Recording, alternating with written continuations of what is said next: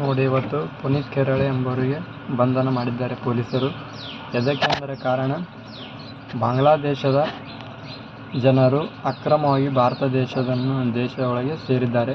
ಅದನ್ನು ಎಲ್ಲ ಜನರ ಮುಂದೆ ಅವರ ಡೂಪ್ಲಿಕೇಟ್ ಆಧಾರ್ ಕಾರ್ಡು, ಏನೇನು ಡಾಕ್ಯುಮೆಂಟು, ಲೋನ್ ಅವರಿಗೆ ಎಲ್ಲ ಮಾಹಿತಿ ಕೊಡುತ್ತಿದ್ದಾರೆ. ಅವ್ರದ್ದು ಒಂದೇ ಉದ್ದೇಶ, ಅಕ್ರಮವಾಗಿ ಬಂದ ಬಾಂಗ್ಲಾದೇಶದವರು ನಮ್ಮ ದೇಶ ಬಿಟ್ಟು ಹೊರಗೆ ಹೋಗಬೇಕು, ಅವ್ರವ್ರ ದೇಶಕ್ಕೆ ಹೋಗಬೇಕು ಅಂತ ಇದರ ಪರವಾಗಿ ಹೋರಾಡುತ್ತಿದ್ದಾರೆ. ಯಾರು? ಪುನೀತ್ ಕೆರಳೆ ಅವರು. ಇದರ ಕ್ರಮ ಯಾರು ಕೈಗೊಳ್ಬೇಕಂದ್ರೆ ಪೊಲೀಸರು ಇದು ಕೆಲಸ ಮಾಡಬೇಕು. ಅವರು ಮಾಡಲ್ಬಟ್ಟಿಗೆ ಈ ನಮ್ಮ ಪುನೀತ್ ಕೆರಳೆ ಎಂಬುವರು ಮಾಡಲ್ತಿದ್ದಾರೆ. ಇವರು ಮಾಡಲ್ತಿದ್ದ ಕಾರಣಕ್ಕಾಗಿ ಹಲವಾರು ತೊಂದರೆ ಆಗ್ತಿರುತ್ತೆ. ಏನು ತೊಂದರೆ ಆಯ್ತೋ ಏನೋ ಗೊತ್ತಿಲ್ಲ. ಆದರೆ ಸತ್ಯ ಕೂಡ ಹೋರಾಡುತ್ತಿದ್ದಾರೆ ಪುನೀತ್ ಕೆರಳೆ ಅವರು. ಅವರಿಗೆ ಬಂಧನ ಮಾಡಿದ್ದಾರೆ ಇವತ್ತು. ಇದು ಅನ್ಯಾಯ ಆಗಿದೆ.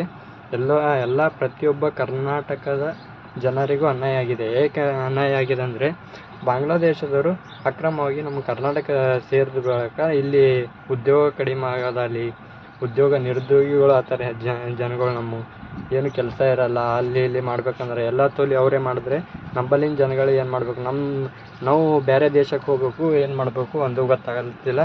ಆದರೆ ಬಂಧನ ಮಾಡಿದಂತೂ ಇದು ನ್ಯಾಯ ಅಲ್ಲ, ಅನ್ಯಾಯ ಅಂತ ಹೇಳ್ತೀನಿ.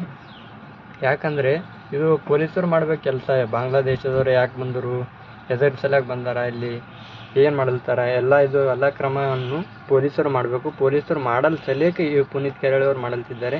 ಇದರ ವಿರುದ್ಧ ಎಲ್ಲ ಕಾನೂನು ಸುವ್ಯವಸ್ಥೆ ಹದಗೆಡ್ತಿದೆ. ಕಾರಣ ಅಂದ್ರೆ ಇವರು ಪೊಲೀಸರು ಕೈಗೊಳ್ಳಲಾಗ್ಯಾರ. ಕ್ರಮ ಕೈಗೊಂಡ್ರೆ ಇದೆಲ್ಲ ಆಗಲ್ಲ.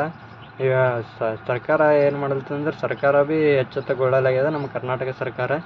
ಇದರ ವಿರುದ್ಧ ಎಲ್ಲ BJP ಸದಸ್ಯರು, BJP ನಾಯಕರು, ವಿರೋಧ ಪಕ್ಷದ ನಾಯಕರು ಎಲ್ಲರೂ ಹೋರಾಡಬೇಕು. ಯಾಕೆಂದರೆ ಬಾಂಗ್ಲಾದೇಶದವರು ಇಲ್ಲಿ ಬಂದರೆ ನಮಗೆ ನಿರುದ್ಯೋಗ ತೊಂದರೆ ಆಗ್ತದೆ, ಕೆಲಸ ಸಿಗೋದಿಲ್ಲ. ಕೆಲಸ ಮಾಡಬೇಕಂದ್ರೆ ನಂಬಲ್ಲಿ ದುನಿಯಾದು ಹೆಚ್ಚಿಗೆ ಜನಸಂಖ್ಯೆ ಇದೆ. ಅತಿ ಹೆಚ್ಚು ಜನಸಂಖ್ಯೆ ಹೊಂದಿರೋ ದೇಶನೇ ನಮ್ಮ ಭಾರತ ದೇಶ. ನಂಬರ್ 1. ಮೊದಲು ಚೀನಾ ಇತ್ತು, ಈಗ 1ನೇ ಸ್ಥಾನ ಬಂದಿದೆ ನಮ್ಮದು. ಜನಗಳು ಹೆಚ್ಚಿಗೆ ಆದ ಬಳಿಕ ಉದ್ಯೋಗಗಳು ಕಡಿಮೆ ಆಗ್ತವೆ. ಯಾಕಂದರೆ